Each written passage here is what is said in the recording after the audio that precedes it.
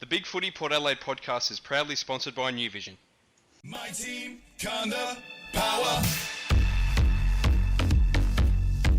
I love the power. I love the power. Hi, and welcome to the Big Footy Port Adelaide podcast, a weekly show about all things Port Adelaide Footy Club. I am your host, Macca Rick, and joining me as co-host, we've got Fishing Rick. How are you, buddy? Yeah, knackered, mate. Big week in work, but you sound a little bit different, Macca. Well, I got a bloody cold. Yeah, you sound a little bit nasally there, mate. Thanks. It's good to see that you're soldiering on and doing the hard yards for the podcast and the Port Faithful. That's it. One of our Big Footy Port Adelaide sponsors, Demizen. Thank you very much. And back on the podcast for the second time, we've got Scorcho. How are you, buddy? Good, thanks, Macca. Thanks for having me again. It's fantastic to have you back on. Showdown week. You bloody beauty. Right. Yeah, I picked a good one. I'm very happy to be here. That's it. Now, what's the feelings around showdowns as a whole? Do you enjoy them, or do you get a bit nervous? Or? Yeah, look, always nervous going in, just because of how much it hurts when we lose, especially when in a game like this where we really should win. But you just don't want to lose, and you never know. You never know what can happen. So I don't like to get ahead of myself. We should win this week, but yeah, always nervous going in. That's it. What about you? Is El Scorcho actually an alias for Jacob Surgeon? Cool. I have had that before, actually. I'm not, but I have had that before. There's just a bit of similarity there. Oh, look, I love Showdown week. It's a great week, and I haven't really had too much time to talk footy, unfortunately. But the Crows supporters have been very, very quiet. Maybe I've weeded them all out of my business, and I've only got Port supporters now. Good way to be. Well, look, let's get straight into it, boys. At Showdown 37, we've got a 2016 win-loss record. Last time we met was round 2, which was the first official home game at Adelaide Oval. We smashed them by 54 points that day. What's different this time round? What can we expect that's going to be different? Not much. Not much? Yeah, go on. I was just going to say, I reckon we're probably not as finely tuned as what we were back then. I don't know if teams have sort of worked us out a little bit, and I don't think we're as clean and crisp. Obviously, that's going to be determined by this time of the year as well. But when I think back to that first game, our skills were just unbelievably good, and our cleanliness with anything we did with ball movement or collecting the ball or handballing.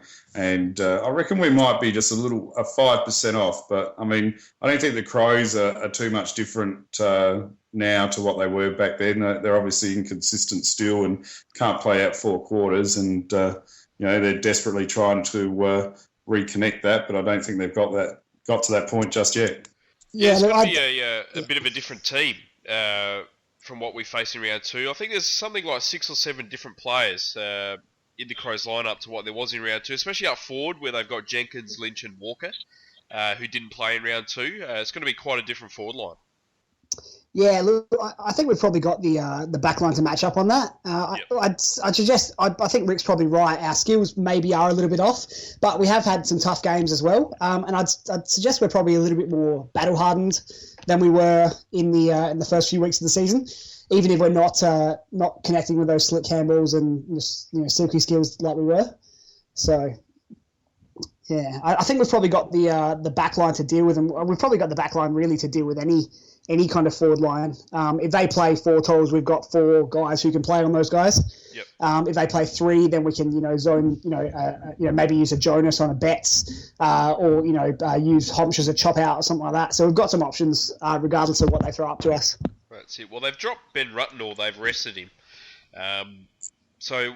Do you think they will go with 4 key forwards up forward, or do you think they'll drop Podsiadly back to centre-half back? So you'd have to think, you'd assume Tarly would go with Westhoff.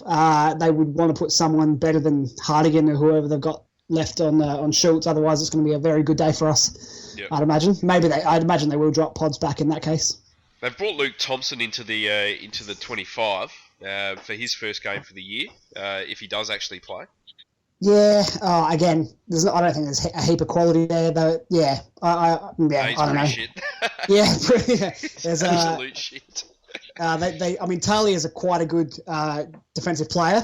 He is. I imagine that he would be following Westhoff around because I know Westhoff puts the fear of God into them, and if he starts to take some marks, they're just going to have Vietnam veteran style flashbacks of Showdown's gone and probably go into their shells. So I imagine Talia will follow him around. They're going to want to put someone decent on Schultz because he's in pretty good form. Yep. Yeah, Talia's done the job on Westhoff the last 2 Showdowns, so I think it's important to us winning that Hoff turns up this week. Yeah, I tend to agree. I imagine he'll try and run Talia around a little bit. That's probably his big advantage over Talia is the engine. So, yeah, I mean, again, I originally did threaten that I might do a Q&A student protest style butcher pick style protest, but I still think we are a little bit short up forward, and ideally we'd have Westhoff running around. But yeah, it'll depend on what's going on with the game, I guess. Yep. You wouldn't, surely they wouldn't play 4 tall forwards. So I think that would just be craziness from them. They wouldn't be able to compete with our run probably anyway, but to have 4 tall forwards, especially if it's going to be wet weather, that would just be mad. I just can't see how they'd be able to compete at ground level and stop our run from the defense, which was one of our key strengths. So I just can't see that being a plausible option. And obviously Ben Rutten's been rested because there's no way he could probably keep up with our forward line either. And so there's probably no point playing him this week. I think the thing with playing 4, or the quadrangle of doom as we used to call it back when we tried it a couple of years ago, is I think it's to do with trying to make them make our defenders a little bit more accountable. I mean, that even though they've got 4 tolls, they are quite different. I mean, Walker's your brute strength sort of player. Josh Jenkins is really quick. Posiadley, he does a bit of everything, and Tom Lynch has got the endurance to run all over the ground. So they are all quite different. Yeah, that's right. I mean, Lynch could almost play as a wingman midfielder type. So it's possible that they'll use Lynch in a role like that and maybe try and exploit a matchup with us if they are going to play the 4. But as you said, if they've dropped Rutten, they're probably going to be moving one of them back. Yep. Matchups? Do you see Jonas going to Walker? He's done the job on him in the past, or do you see him doing a job on Betts this week? I'd like to think we'll start Impey on Betts with Jonas as an option if it's not working with Impey. I think Impey's been really good. Probably the highlight would be his Rising Star nomination game where he cut Ballantyne right out of the game. I can remember at the time people were telling me that Ballantyne wasn't any good anyway, and then he's just pretty much dominated every game since. So that was a really good game. And they're not exactly the same Betts and Ballantyne, but they're still that kind of clever, can kind of create goals out of nothing type of player. So I'd hope Impey would start on him, and I think we'll probably end up rotating guys off Walker. I don't think we'll keep one guy on him all night, but I think you'll probably see Carlisle and Jonas play on him a fair bit. Yeah, absolutely. You'd think that I'd say Impey would go on Betts, and I don't know, wouldn't you put maybe Bobby on Walker as he's our main man and he's their full forward. I'd probably go Bobby to start with. I'd probably put Bobby on Jenkins to start with, I reckon. I thought Trengove would be a good match up there. I'd probably have Trengove on Podsiadly. Yeah, I guess it depends on who they start up there, but I think we've got a mix in there to deal with whatever they throw up. Walker obviously is the one who can really go bang and hurt us. Maybe not quite in the way that Buddy did, but in a way that he can get them goals when we usually get an easy rebound. So he's the one we've got to worry about. I mean, they can all kick goals, but he's the gun. So hopefully we can cut him out. Yeah, I really like the suggestion of Momfries on Brodie Smith to try and reduce his attacking influence. I think the stats that I saw today, he's been very good as their defensive runner, and I'd like to probably try and draw Smith deep with Momfries to the goal square. And then definitely get Angus to sort of run off him in an offensive manner. I think we could probably take advantage of that. Yeah, couldn't agree more. He's done that sort of role really well in the past. Yeah. I guess it's just dependent on whether Adelaide allow that to happen, really. I mean, he has been playing sort of more up on a wing these days. Brody Smith, that is. Well, then if he pushes up to a wing, would you maybe put a Matt White on him? And again, same principle. Matt White's got the speed. Try and just shut him down and then run off him the other way. Well, look, Brody Smith, he's probably the number one player that I'd want to see tagged out of everyone on the Crows list. I think he's the most dangerous. Certainly can get a lot of the ball and is very, very damaging, especially anywhere within sort of 65 metres of goal. He's got a massive kick on him. He's great rebounding from the defensive 50. He's the number one player that I would tag. Who we choose to do that role, I'm not too sure. I wouldn't mind seeing Matt White. As I said on the forum during the week, I'd like to see Matt White start on Dangerfield.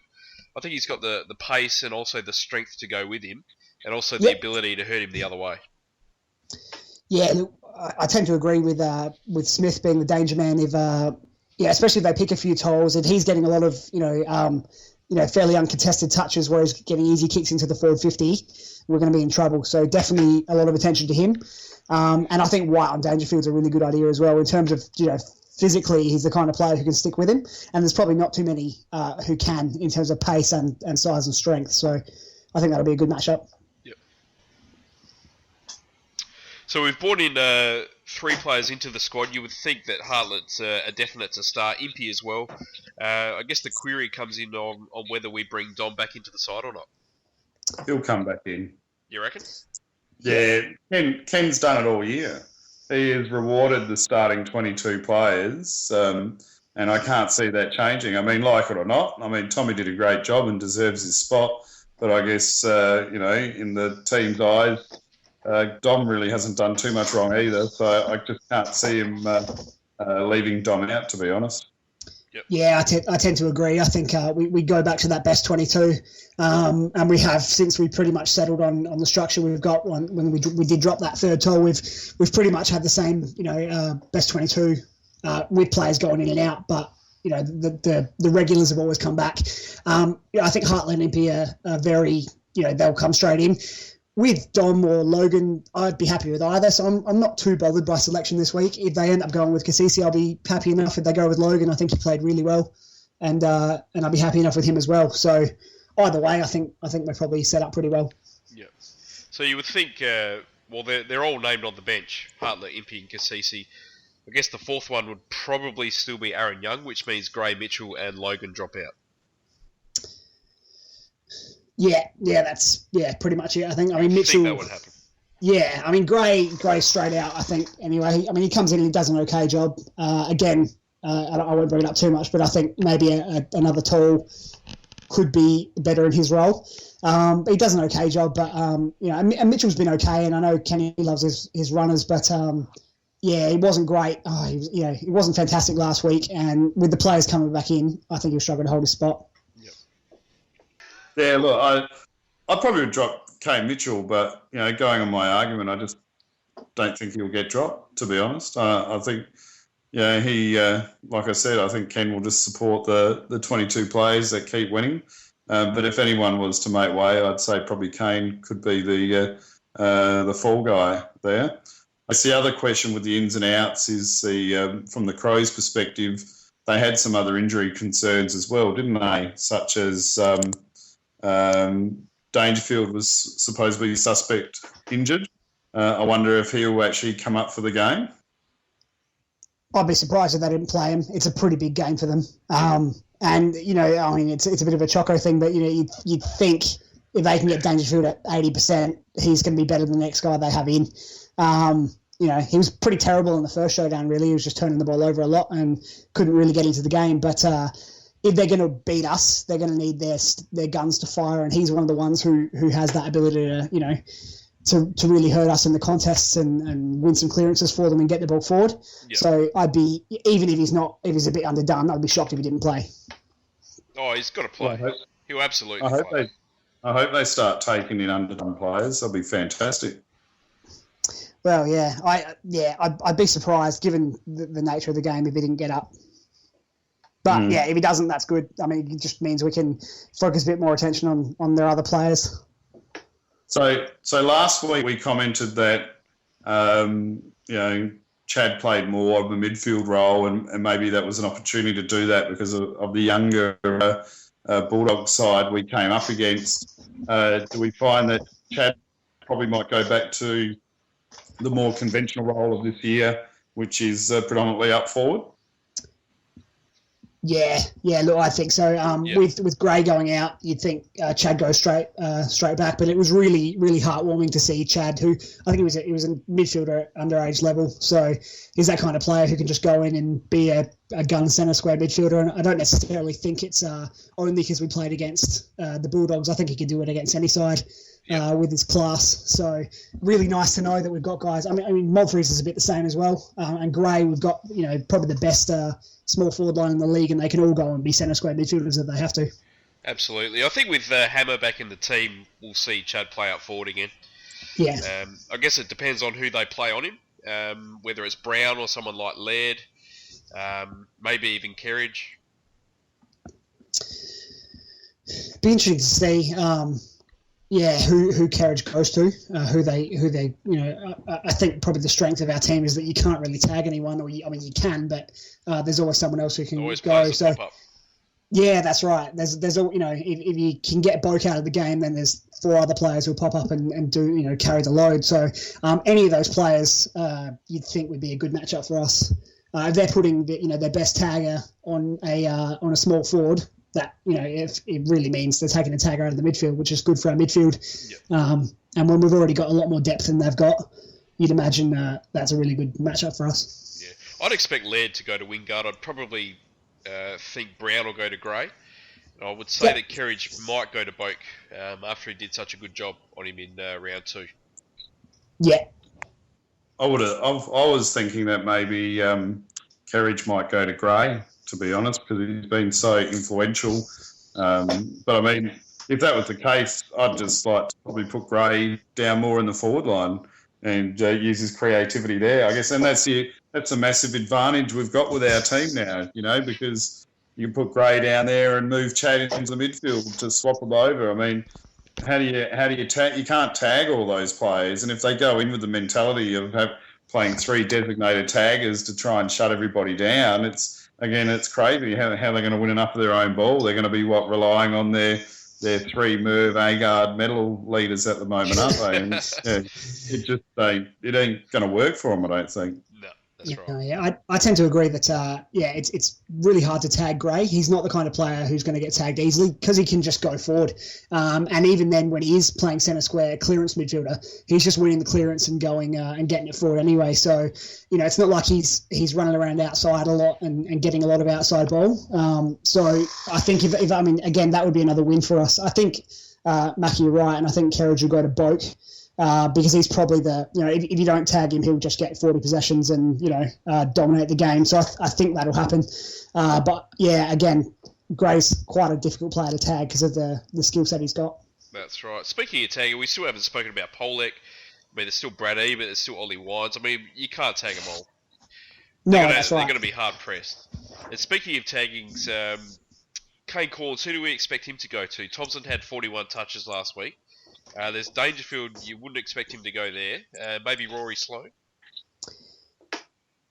Yeah, look, Thompson or Sloane, you'd imagine. Probably Thompson. I think Thompson's the kind of player who can be tagged out and you can limit his influence. Sloane's good, but I probably think Thompson's got a little bit more class at this stage of their careers. I think, Sloane's still improving. Yep. I'd rather have, if you said, can you cut one of them out, I'd rather have Thompson cut out. Just because he does have that really big, 40-touch game in him, where I don't think maybe Rory Sloane's got that just yet. Yep.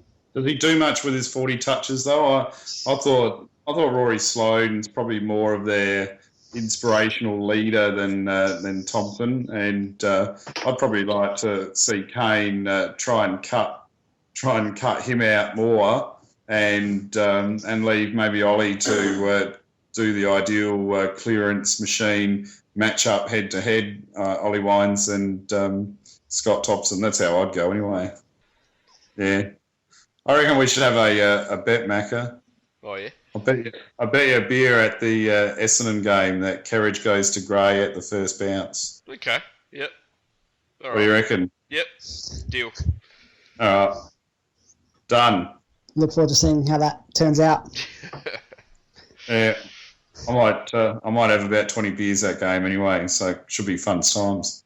Sounds good. We seem a little bit relaxed about this one, boys. Probably relax midweek when you can look at it objectively. I think on game day, once I get to the ground, I'll be pretty nervous. Yeah. Especially the way we go about it. You know, we kind of do that arm wrestle in the first quarter or so, and before breaking the game open, you just never quite know that. You know, you assume that we're going to come good and break the game open and run all over teams, but you know, it doesn't necessarily always happen. And if we can't, you know, if we don't hit our targets and we don't kick the goals when we should, like we, you know, against Sydney, we can get hit the other way. Yep. I'm opening myself up for ridicule by Crows supporters, but yeah, look, I'm pretty calm about this game, to be honest. Just based on form and how we've tracked the whole year compared to how they've tracked the whole year, I just can't. It's going to take a monumental turnaround for them to actually be able to knock us off, and you know, we'll have to be really off our game, which I find highly unlikely to get beaten. You're just looking on current form. I mean, it's a no-brainer, really. And I mean, we win the matchups at the moment, and yeah, that's why I'm pretty relaxed about it.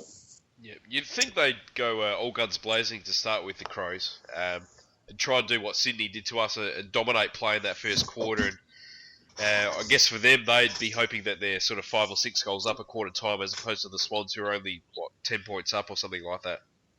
Yeah. Yeah. I mean, that's the SCG. You know, this is Adelaide Oval. It's our home ground, really. And no matter what they say. And I just can't really, I can see them coming out with intent. And it wouldn't actually surprise me if they actually come out with a bit of aggro. No one's really tried to do that to the young players so far this year. Yep. And it has to come out at some stage. Some team will have to come out and try and physically intimidate the players. I'm sure it's going to happen. Well, we spoke about that in the round 2 podcast, that whether we would see someone like Pollock get targeted physically, and you know, it didn't end up happening at all, much to the detriment of the Crows, I think. Yeah. But they got nothing to lose now. You know, they're desperate. Right. They need their to win. season's on the line. I mean, you know, if they lose, then finals is just about impossible for them. Yeah, that's right. They probably, I don't think they've necessarily got the hard nuts. You know, they could, you know, to really dominate us in that sense. I think we've probably got a few guys who will fly the flag, as we always had. You know, we had with Bergen in back in the day, and we've got Trengove now who, yeah, you wouldn't want to be roughing up someone like Impey with Trengove standing next year. No. As I guess Gian Syracuse saw last week when he hit Pollock. Yeah, you know, we've got enough guys that will get in there and fly the flag, and it's a team thing now that everyone will do it. Where, you know, back in the day we used to go, you know, where's Bergen? Now these days we've got some tough guys, but then everyone will get in there and fly the flag. So I don't think they've probably got the hard nuts to really intimidate us much, but they might give it a go. You know, yeah, we'll see how they go. Let them try. Yeah. See what happens. Yeah. Yeah, well, I mean, I think, as you say, they're going to need to. Well, their plans, you know, when it's close in the first quarter, they're just going to need to hit their shots. They're going to need to hold their marks and take advantage of their good play if they are with us in the first quarter, because you know we're going to come back. Yep. And that's what we do. So if they kick 6 goals straight in the first quarter, we might be in a bit of trouble. If they get the crowd into it, if we start well, the crowd will be quiet all day, and that'll be that. But if they can get the crowd into it, 50,000 people at Adelaide Oval, maybe it'll keep them on top. I don't think that'll happen, though. I think we'll probably smash them. You'd love for us to be 4 goals up at quarter time, just to really silence the Crows and silence the crowd, and you know, just get the game on our terms early. Yeah, that's exactly right. My prediction is that I reckon there's going to be more action post-game outside the stadium near the tennis court between the opposition supporters and whether we'll be on the ground. The hill will be an interesting one. Macca and I were talking about that before. It'll be interesting to see with a couple of thousand Port supporters on the hill, with all the regular Crow supporters there who, as we know, don't really like other team supporters coming in. So, and we're definitely up and about. And if we kick the first few, we'll definitely be up and about. So it might be a bit interesting on the hill. That's it. And definitely get to the tennis court for a few beers. Absolutely. All the money goes to grassroots tennis, I think we're calling it. So. Oh, excellent. Get there. We just had and pretty affordable too. Absolutely. $3 burgers and $5 beers. Can't beat that. Very What nice. a bargain. Well, look, let's go to the big four. Time to stand up, Rick. Who's going to stand up for Port Adelaide this week? I would like Chad Wingard to stand up for us once again. He's kicked 12 goals in the last 3 games for us, and I think if he can kick another 4 goals in this game, that will take us a long way to victory this week. Nice. Scorcho? Look, we talked about it a bit earlier, but I think Monfries, he's always good in the big games, and he just pops up and kicks 3 or 4 goals. And we'll need him at his niggling best if he does get the job on Smith. But he's the kind of forward who could pop up and get 3 or 4 goals. You'd expect the usual suspects: Wingard, Boak, Westhoff to have a big game against the Crows. They always do. Yep. But I'd really like to see Monfries have a big game, cut Smith out of the game, and hurt him the other way. Good call. Like that one. I'm going to pick our leadership group as their time to stand up. I think there's no doubt the Crows will throw everything possible at this. They really need a result to keep their finals chances alive. A loss would make it pretty much impossible for them to make the finals. We're expecting the Crows to put everything into this win early and be quite physical. So I think it's really up to our leadership group to stand tall in this one. I think we really need big games from Boak, Wingard, Ebert, Hoff, Carlisle, Trengove. And it's got to be the leaders that win it for this one. Yep. So are you questioning that the leadership group haven't been standing up, Macca? Not at all. I just think in this particular game, it's going to be the leadership group that'll win it for us. No, it's a fair call. I'm just staring you now. Played that with a straight bat. Now the danger man, Scorcho. Who's their danger man? It has to be. I mean, we talked about Smith, but I think Walker's the one. Similarly to how Buddy hurt us, where he can just create goals out of nothing, and he's probably the one guy who, if he really fires out, a defence might struggle to hold him. They'll start well. We'll come back, but if he is clunking marks and kicking goals and keeping them with us, that could be where we get into trouble. So you'd hope we burn away. If we can cut Walker out of the game, we'll burn away. But if he can hold a few marks, kick a few goals, especially as the game goes on and we start to get our run on, yep. It could be similar to a Sydney type scenario. Yep. So he's the one I'm worried about. Nice, Rick. I heard Sydney's trolling the competition have actually offered Walker a 5-year contract to go up there. I'm going to go Brody Smith. Wouldn't that be hilarious? But yeah, I'm going to go Brody Smith. I think he's providing a lot of their outside run, and that's going to be their key to winning. They got to match our run and beat us at it, and they don't have much, to be honest. And I think Brody Smith's their real main driver. So we shut him down and shut his meters game down, and that will take us a long way to winning. Great call, Rick. I've chosen Brody Smith as well. I think he's definitely their most lethal player on the ground. He's their number 1 rebound player from defence, and he's just so dangerous within 60 metres of goal. He doesn't really need 30 touches to have an influence, and his last month has been absolutely incredible, and he's rightly spoken of in All-Australian circles this year. If we're going to do a tight tag on one player, I reckon it's got to be Smith. Yep. Yeah. And the key to winning, Scorcho. For us, I think it'll just be making sure we take our chances, holding them when they've got the momentum, as we do. If we can be, around the same score as them in the first quarter or even ahead, we're going to run away with it. So it'll be limiting the damage in the first quarter when we're quiet, and then obviously maximising that once we get the advantage. Yep. Nice. Yeah, I reckon it's.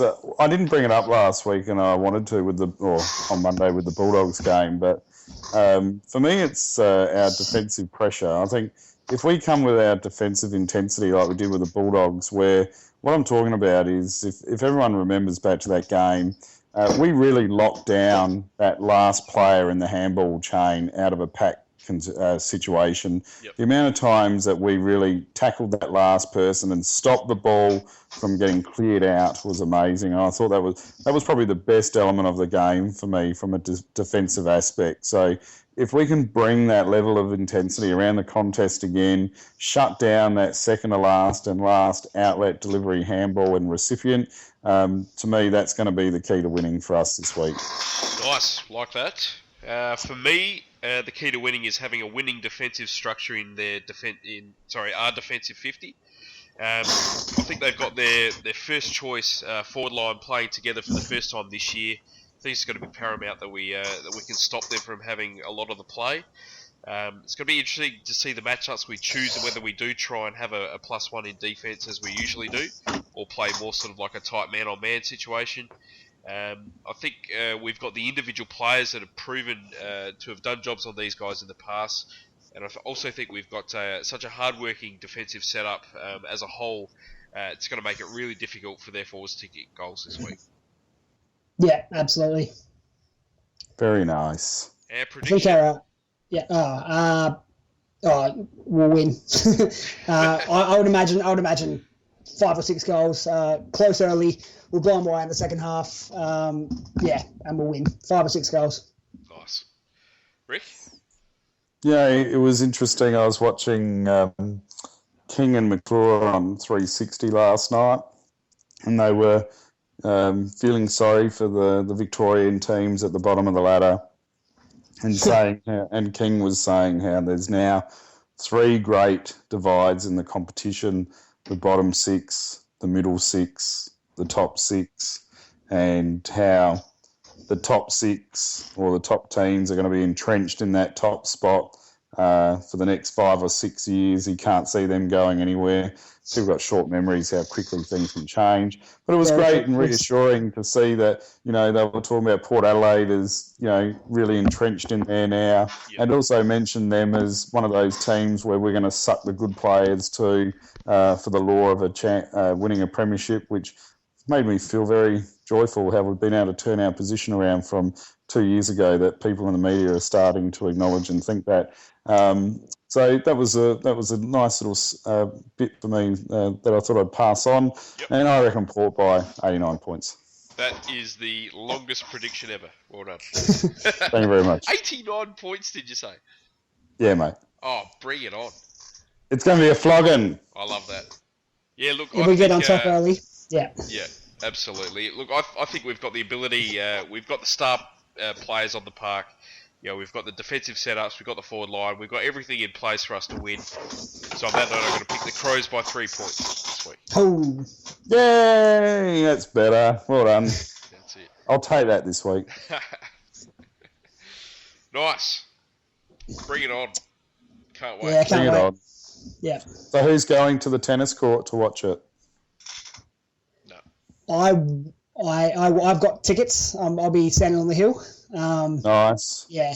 Yes. I'm in the middle of a night shift week during the game, so I'll probably be sleeping up until the game and hoping my mates hold my spot on the hill.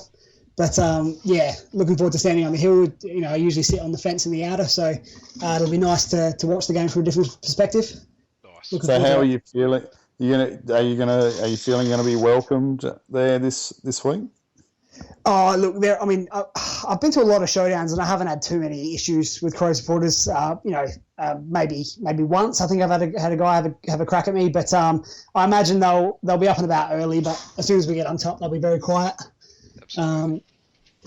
I think there'll be a few Port supporters on the hill as well. I don't think we'll be too outnumbered in that section. Yep. So hopefully we can make a lot of noise and be up and about, and they'll scurry off to other areas. I think if you want to be safe, you just want to avoid the areas where Phoenix Power hang out and probably Eddie Dingle.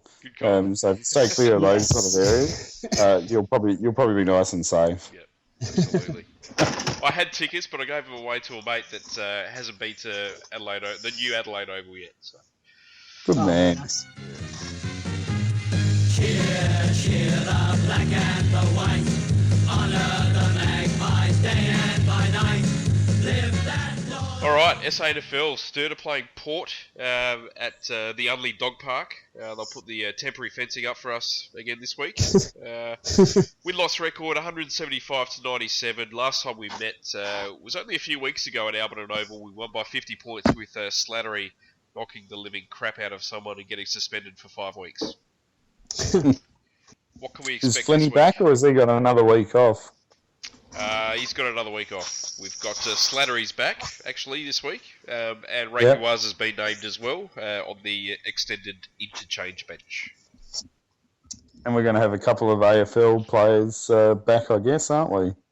Yeah, well, I mean, if it is raining, if it is a bit of a wet day, you'd imagine Gray coming back into the team will be really big for them.